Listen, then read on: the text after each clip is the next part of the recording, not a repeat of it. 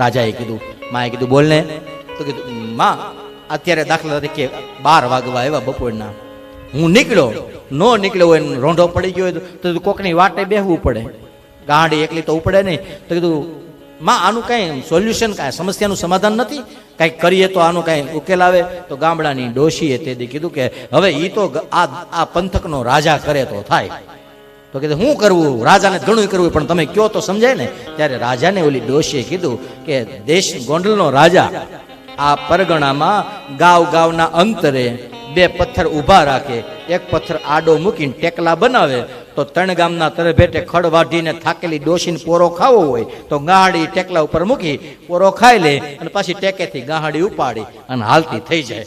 આજે પણ ગોંડલ પંથકના ઘણા ગામડાઓની સીમમાં એ ટેકલાઓ તમને જોવા મળે.